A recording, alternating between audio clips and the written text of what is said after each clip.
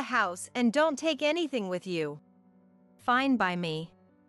Just stop making life miserable for Sophia and the others. What on earth are these people talking about? But something inside me snapped at that moment. All right, I'll leave then. Good riddance. That'll get rid of an annoyance. We can finally live happily just as a family. With those snide comments from my sister-in-law Catherine and her husband Robert, I packed my bags and left.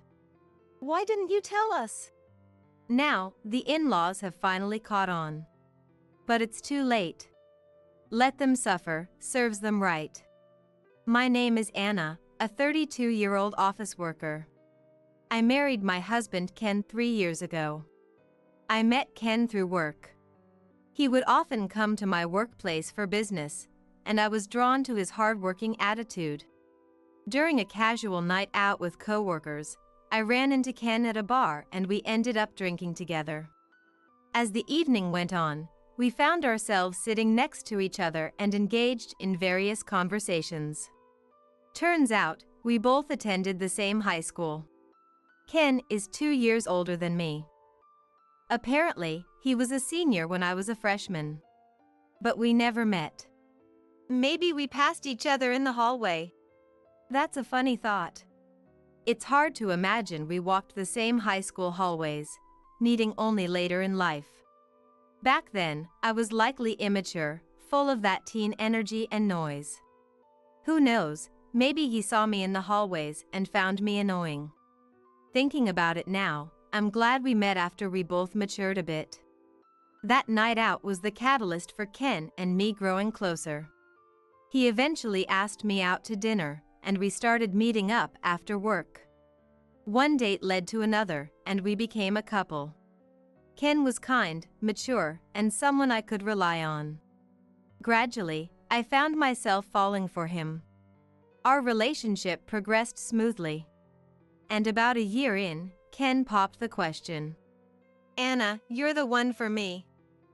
I think it's fate we went to the same high school. Will you marry me? Yes. I'd be honored. And so, we decided to get married. Next, we had family meetings with each other's parents. My parents were quite fond of Ken, which put me at ease. Who would have thought you both went to the same high school? That school has a great culture. I have a coworker from there who's really dedicated. A trustworthy person, I'd say. My dad can be quite stubborn, so hearing him say that was a relief. Ken had graduated from a prestigious university and worked for a reputable company. So I wasn't too worried, but it was nice to have my parents' approval. Then we visited Ken's family for another family meeting. That's when things got a little uncomfortable. Ken's parents weren't exactly the warmest people. So you're Ken's fiancé? You're quite plain, aren't you? We were hoping for a supermodel or at least the daughter of a big company's CEO, given where Ken works. Hey, Dad, Mom, that's rude. Just kidding. You always take things so seriously, Ken. Right, don't take it to heart. Just parent humor. Sophia, my mother-in-law, and William, my father-in-law, were clearly mocking me. You didn't go to a famous university, and I've never heard of your company. But as long as you focus on housework and have children, it won't be an issue. They made it sound like I was just a housekeeper and a baby-making machine. That family meeting made me instantly uncomfortable around my in-laws. Nevertheless, we wrapped up the meetings and got married. Married life was blissful. We both worked hard at our jobs and shared household chores. Ken was an excellent cook, even better than me. So I always looked forward to his meals. Whenever I made a request, he'd whip up that dish, and it would always taste amazing. Even when I'd come home tired from work, eating Ken's cooking would lift my spirits. Of course, when it was my turn, I put my all into cooking. Ken would always compliment my cooking, saying it was delicious. I really liked the depth of flavor in Anna's cooking. I guess I tend to overcomplicate things a bit, you know? No way, Ken. Your food tastes like it came straight from a restaurant. I feel like we have our own personal chef. Really? That means a lot to hear you say that. We were always full of praise for each other. That's why we've been able to have such a harmonious married life. 2 years have flown by since we got married, and we're still as close as ever. But there's been one nagging issue. We haven't been able to have kids. Now, it's only been 2 years, so we're not exactly in a rush. But the pressure from my in-laws has been substantial. When are you going to get pregnant, Anna? Sophia, you asked about this just last week over the phone. These things don't change overnight. What are you talking about? If you keep procrastinating, that's why you won't have children. Are you sure you're even capable? What? Did you hide that from Ken when you married him? Absolutely not. If you're lying, I won't let it slide. Sophia often cornered me like this. Eventually, I underwent fertility testing and reported to my in-laws that I was fully capable of having children. They weren't exactly thrilled, but at least they understood I could have kids. Still, they continued to heap on the pressure. If you're capable of having kids, then hurry up. What a useless daughter-in-law. Being pressured like this only makes it harder to conceive. Every visit to the in-laws' house became an ordeal. And both of them would only criticize me when Ken wasn't around. Sophia would often call to confirm Ken was away before launching into her tirades. Life with Ken was great, but dealing with the in-laws was causing me a lot of stress. I felt uneasy, fearing that I'd have to endure their criticisms indefinitely. However, amidst all this, another issue arose. William, Ken's father, became frail and needed nursing care. And, of course, the in-laws expected us to move in with them. Ken is the eldest son, so it's only natural that he helps out. Since you can't have kids, the least you can do is be useful. They continued to press us like this. And Ken, unaware of the emotional toll his parents were taking on me, broached the subject of us moving in together. Mom seems to be struggling a lot. I really want to help out if I can. What do you think? I was really torn. Living together would likely be hard. My in-laws have been giving me a hard time behind Ken's back.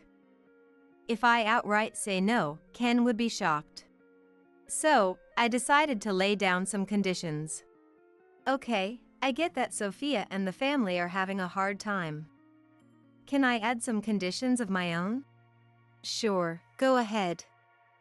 I'm the one asking for a favor, after all. Thanks. First off, I won't be taking care of William. Normally, that should fall on Sophia or their actual son, you, Ken. Also, I want to continue working. If you can agree to these 2 conditions, then we can live together.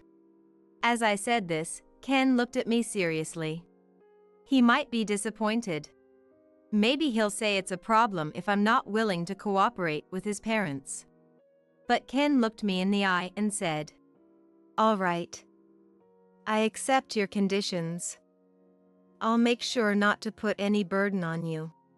Facing Ken, who looked at me straight on, I decided to trust him. And so, we moved into my in-laws' house to begin our life together. They seemed to think they could boss me around, as Sophia quickly started issuing orders. Anna, please take care of William. And also, could you clean the shower and handle all the cooking? Sophia said this as if it were a given. But I trusted Ken, so I stood my ground. I won't be doing any nursing care for William. That's not my role. I'll help out with household chores as much as I can, but not to the extent that it interferes with my job. So, don't pile everything on me.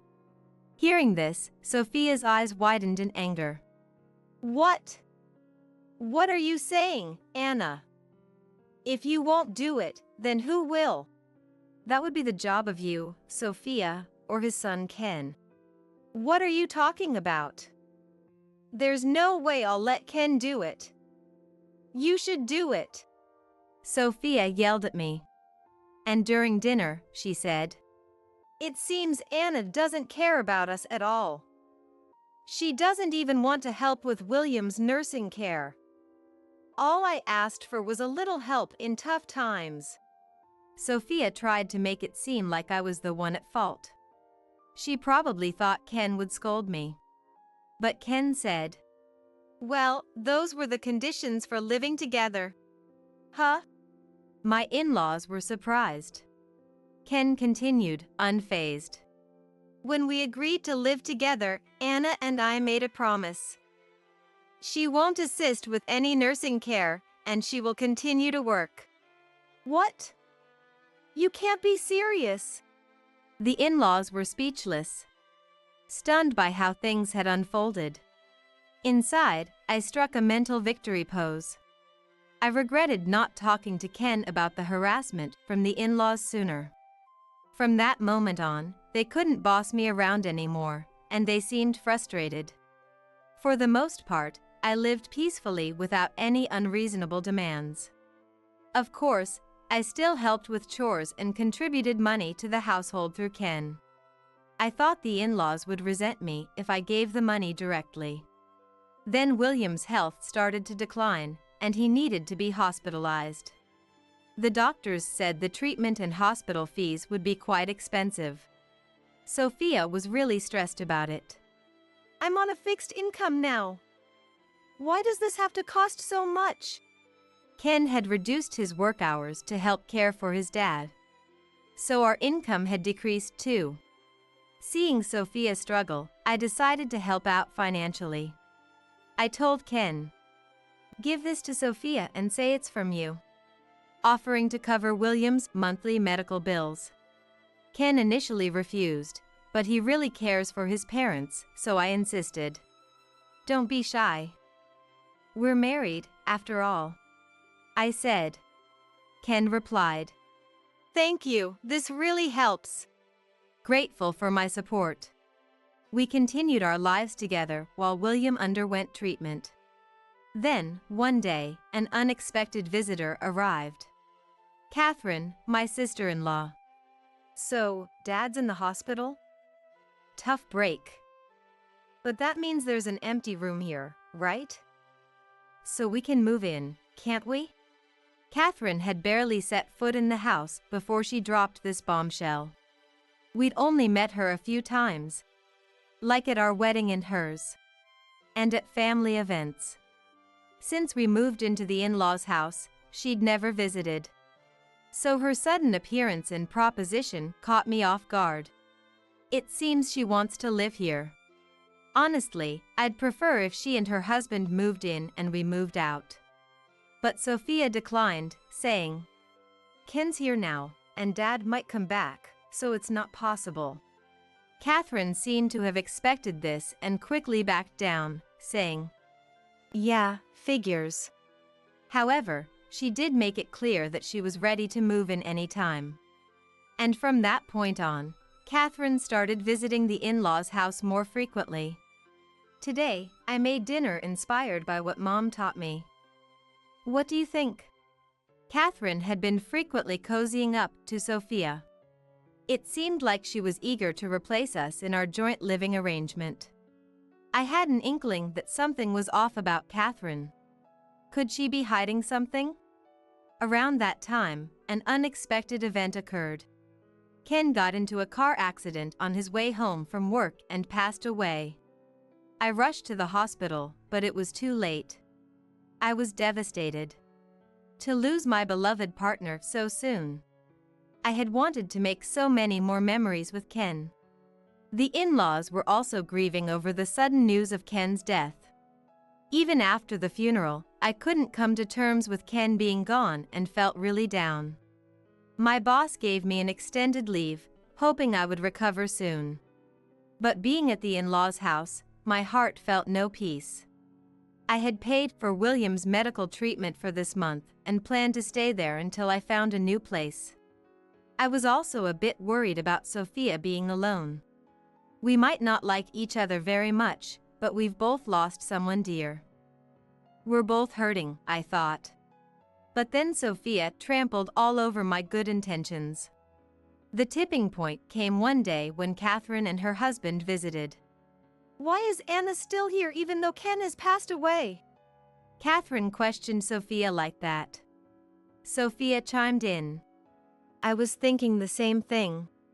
We've been busy with the funeral, but we're not obliged to keep Anna, an outsider, here. Fueled by Sophia's words, Catherine and her husband became even more assertive. Outsiders should leave, and leave your assets too. Exactly. Don't burden Sophia and the rest any longer. What on earth are these people talking about? But something in me snapped then. Fine, I'll leave. They looked surprised when I easily agreed, but then they smirked. Now we can get rid of the troublemaker. We can finally live happily just as a family. Don't worry, Mom. From now on, we'll be the ones living here. As they spoke those words, I packed my bags and left. A month had passed since then.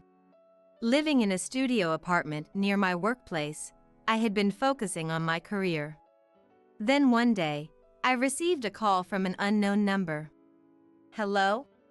Thinking it might be work-related, I answered. It was Sophia. Anna, why didn't you tell me? I had no idea you were the one paying for William's medical bills. And the money in the house, it wasn't Ken but you. It was too late for the people in my in-laws' house to realize the truth. They had it coming. I thought it would make things easier if we said the money came from Ken.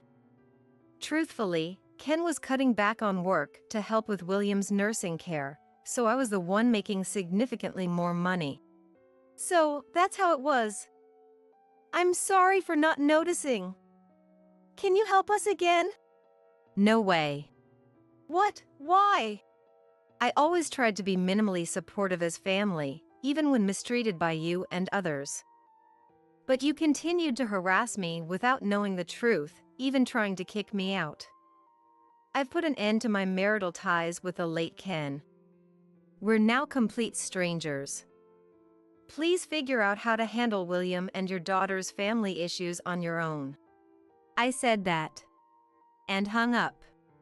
Then, I blocked her number. I later learned from a relative still in contact with me that William had tried to force Sophia into a divorce to prioritize his own treatment. He probably thought they could afford it if one less person needed supporting. However, Sophia refused, insisting she would only agree to a divorce if she got a huge settlement. Right now, their family is a mess, embroiled in legal battles. Both are being emotional, but they'll soon realize the lawyer fees will bleed them dry. Eventually, there won't be any assets left to divide. Catherine and her husband, it turns out, had debts, and they were close to being kicked out back then. In-laws have just now realized the fact, but it's too late. They were planning to mooch off my in-laws. But that failed miserably as my in-laws are now on the brink of divorce.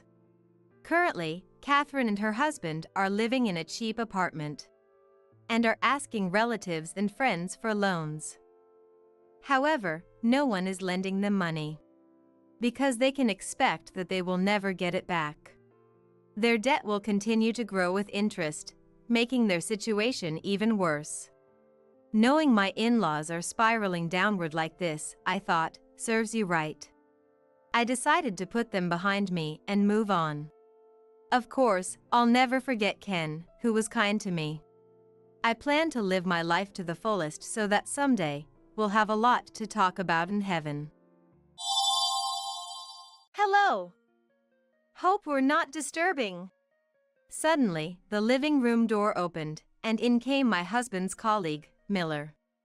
Following him, about 4 others entered one after another, with my husband, Kevin, trailing behind them with a crude smile. Sorry, but what's going on here? Today's a barbecue with friends. Hurry up and buy some meat and beer. Kevin, who had established a habit of talking down to me, said this to me. It seems like birds of a feather flock together, as Kevin's friends were also directing crude smiles our way. I was furious. I'm actually about to go on a trip, so that's not possible. What? Kevin's face filled with anger, as if embarrassed in front of his friends. Normally, I would panic and comply upon seeing that look on his face, but now, completely out of patience, I couldn't care less about Kevin's mood. Just make sure you're careful with fire, okay? Hey! I ignored them all and left the house. However, a few hours later, I received a call while on my trip that my husband had been taken into police custody. What on earth did he do? My name is Isabella. I'm a 48-year-old civil servant. My parents died in a car accident when I was in college. I live in the house they left me, and I graduated college with the help of insurance money and scholarships. I was lucky enough to become a civil servant, and though living alone was lonely, it was stable. The administration I worked for was far from the house I lived in, so I rented out the house I lived in with my parents and rented a studio near my workplace for myself. I rented out the house as is, but it quickly found a tenant because of its good location. The person who rented the house was very kind, and knowing my circumstances, told me I could come over any time. Thanks to the rental income and my civil servant salary, I was living a more stable life than others my age.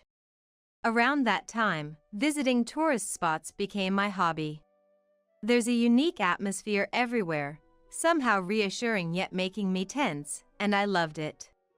I met my husband, Kevin, at a book club for working adults that a friend invited me to. I was instantly drawn to the quiet and kind Kevin. Perhaps sensing that, Kevin actively pursued me, leading the way in our relationship, which was difficult for me to navigate. After dating for 2 years, he proposed on my 29th birthday, and we got married. The following year, our daughter, Evelyn, was born, and we were very happy. However, that's when Kevin's true nature began to show. Since I was working, we had agreed to share household chores. Kevin had kept to this agreement until I went on maternity leave, but as soon as I started my leave, he began going out to drink more often and completely stopped doing any household chores as soon as I took parental leave. Hey, the dishes are your job, right? Please. What? You've been lazing around all day at home and you're giving orders? You should do it, Kevin said, and quickly prepared to go out. After Evelyn was born, he would go out to drink about 4 times a week on his own, not caring at all for Evelyn. Juggling childcare and household chores while suffering from sleep deprivation due to night feedings was extremely hard. But complaining to Kevin didn't help. He didn't understand at all and would insult me by saying I was inefficient. Continuing this life made my love for Kevin fade, and by the time Evelyn was 5, I saw him merely as a roommate. Fortunately, I didn't have to work overtime or on weekends and holidays. This allowed me to spend a lot of time with Evelyn.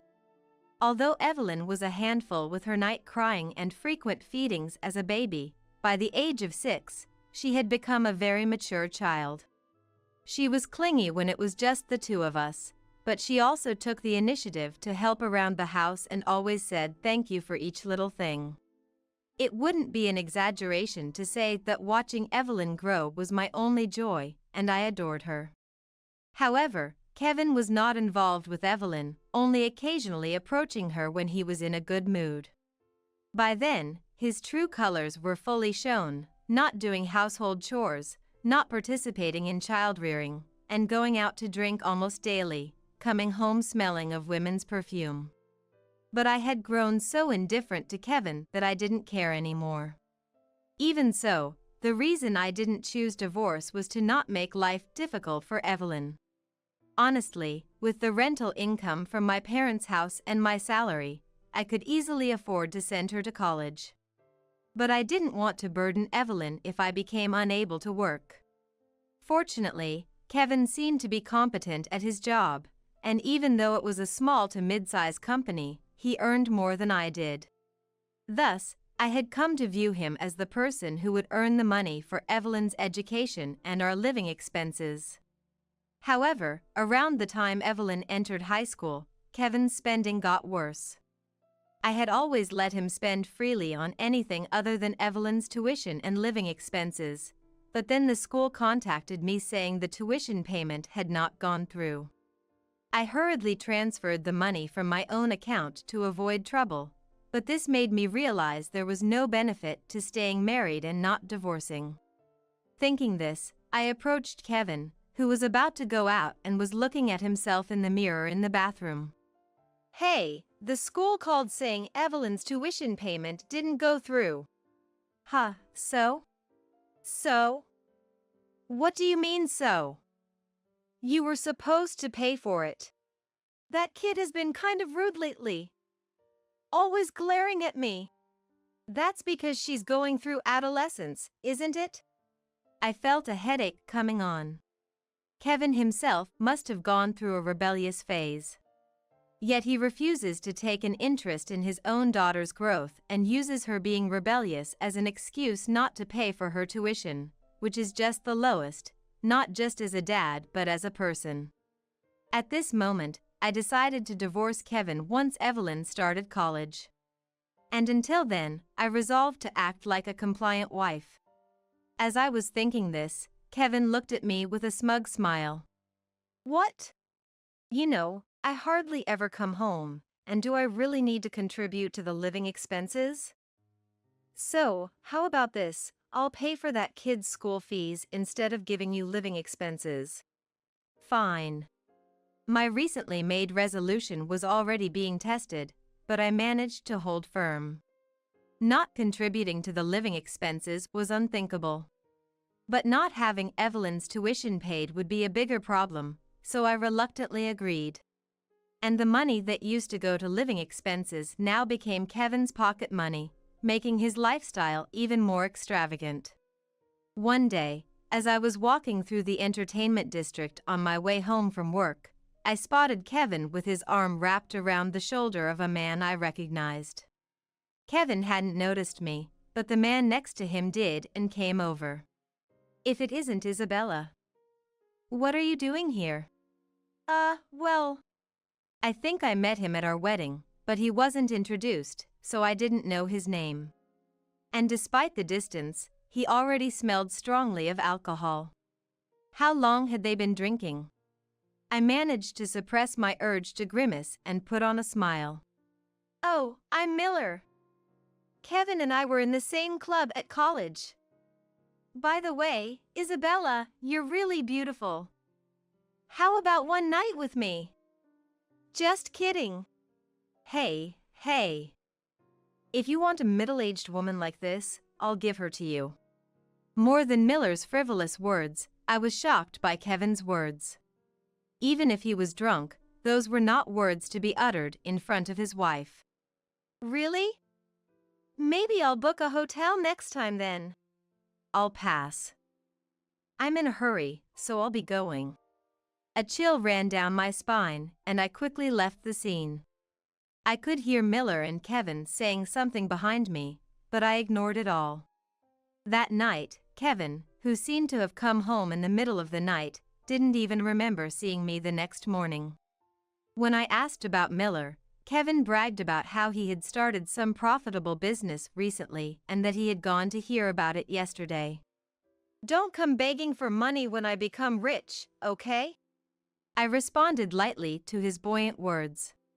As long as Evelyn's tuition was paid, I had no expectations from Kevin anymore. However, a decisive incident would occur a little after Evelyn started college. It happened on the day I was planning to take a solo trip, intending to use up my accumulated paid leave. After gathering everything at the entrance, I took a break. Kevin had left in a happy mood that morning, so I had sent him a message just in case. He had read it, so I felt I had done my duty, and I sipped my tea. Then there was a sound from the entrance, and I thought Kevin had come back unusually early, but the person who came through the door made me almost spit out my tea. Hello. Hope we're not disturbing. Suddenly, Miller walked in through the living room door, followed by about 4 others. Sorry, what's going on here? I'm having a barbecue with some friends. Hurry up and buy some meat and beer. Just like Kevin, who was laughing, his friends were also giving me crude smiles. I was furious. I'm about to go on a trip, so that's not possible. What? Kevin's face filled with anger as if he was embarrassed in front of his friends. Normally, I would have panicked and complied upon seeing his face, but now, completely fed up, I had no interest in Kevin's mood. Just be careful with fire, okay? Hey! I ignored them all and left the house. However, a few hours later, I received a call while on my trip that my husband had been taken into police custody. What on earth did he do? The call from the police was for identification, and they said I didn't need to come to the station right away. Apparently, they asked Kevin if he could prepare clothes for staying in the detention center because the interrogation might take a while, and he gave them my name and contact details. We could lend some and bill you later. Oh, that's fine. Please make him pay for it. Understood. We'll contact you if there's anything else. Yes, please do. It seems the reason for being taken into police custody was attempting to forcibly bring a woman who was walking outside while drunk into his home. It was a red-handed arrest, and there was no room for excuses, and he would likely be charged. Miller was facing other charges, and there was a possibility that Kevin was involved as well. Hearing that, I sat down on the spot. It was good that I had arrived at my destination. I cried. Then, coffee was placed on the table in front of me. Mom, are you okay? What happened? Actually, the place I was traveling to was the area where Evelyn's university is located, and I was going to stay at Evelyn's place during my trip. The call from the police came just as I was about to take a break after arriving at Evelyn's place. Dad's been arrested by the police. The reason is a bit. It's okay. Tell me when you've calmed down. Hey, Mom, maybe you should seriously consider divorce. You've been enduring for my sake, right? I ranked first in my class this time. I got a scholarship with no repayment obligation, my professor told me. So, I'll be fine. Evelyn. You're right. Evelyn's words made up my mind. As a parent, I felt unreliable for making my daughter say this, but at the same time, I was very happy that Evelyn had grown up to be so kind and splendid. A few days later, I received a call from the police that only Kevin had been released. It seemed Kevin claimed to be a victim, unaware that Miller's business involved criminal activity. In fact, it was proven that Kevin knew nothing, and he was declared innocent, which disappointed me internally.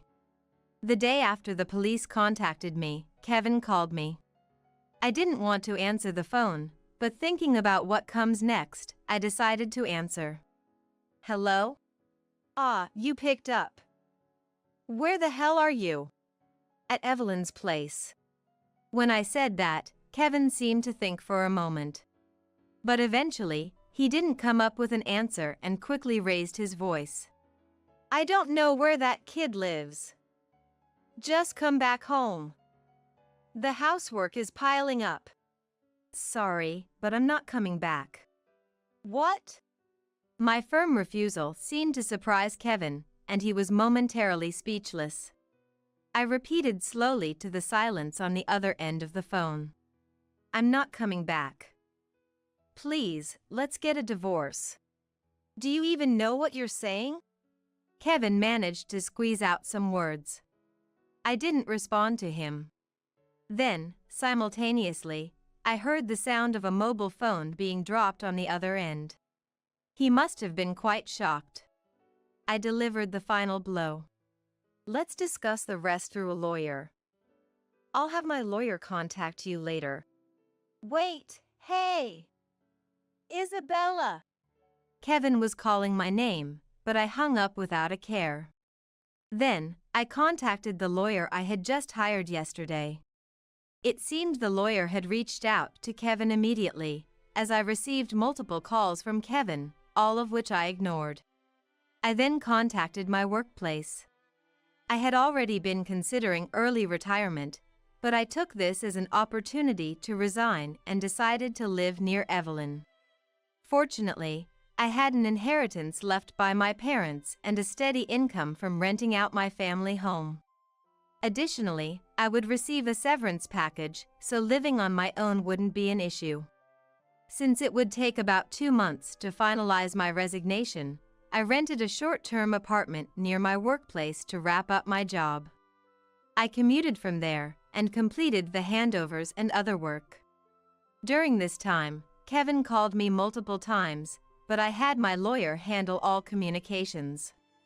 Kevin was adamant about not wanting a divorce, and despite hearing how much he had hurt me, I didn't do it. It's all a misunderstanding. He kept insisting. Reluctantly, I agreed to a meeting.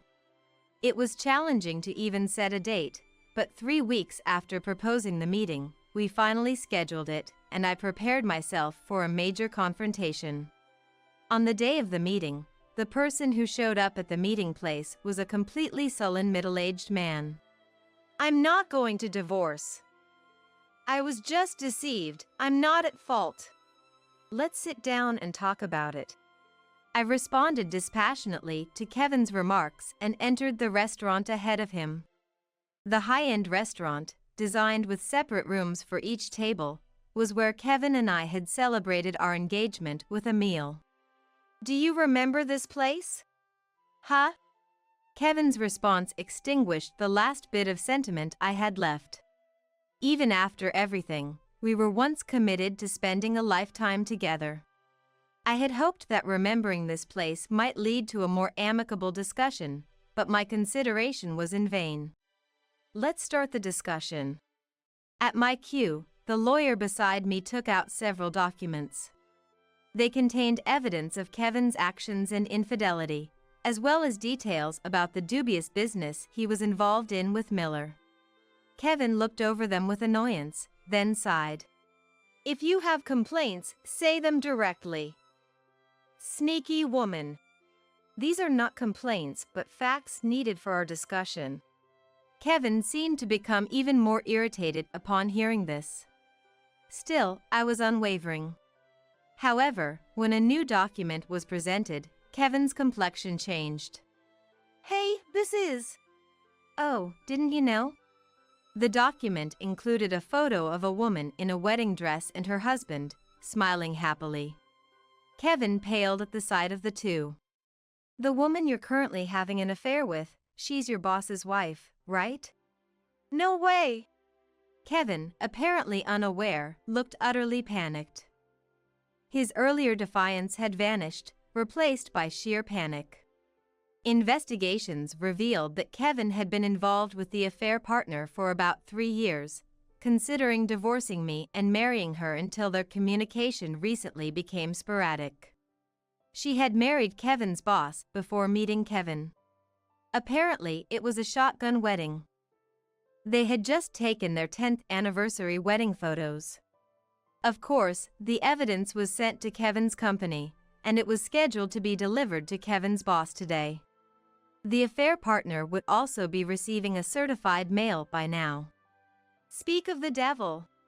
At that moment, Kevin's phone, placed on the table, rang, displaying his boss's name. Kevin didn't answer, so I tapped to take the call and put it on speaker. A furious shout, loud enough to break windows, erupted from the phone. You've been betraying me? Having an affair with my wife during work hours is a betrayal to the company as well. Don't expect to stay comfortably at the company from tomorrow. I'm sorry. Kevin's apology was pitiful, with none of the charm he once had. I pushed the divorce papers towards him, tapping on the name field twice. So, will you sign the divorce papers for now? No. With the prospect of remarrying his affair partner gone, Kevin stubbornly refused to divorce. I called out towards the door, seemingly in a quandary. Says he. This is a problem. What should we do? Is someone there? Kevin asked, fearfully looking towards me as I gestured with my eyes towards the door.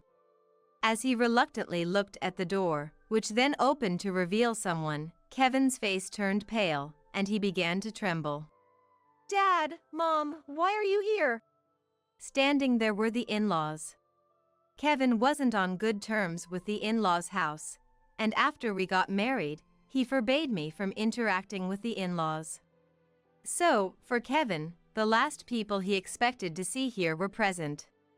My mother-in-law briefly greeted me before walking up to Kevin with a raised hand, delivering a sharp slap that left his face red. With a face even redder than Kevin's, my mother-in-law started shouting. How could you? You have a wonderful wife like Isabella and you cheat? What have you done? Wait, Mom, you and Isabella haven't seen each other since we got married. How would you know she's wonderful?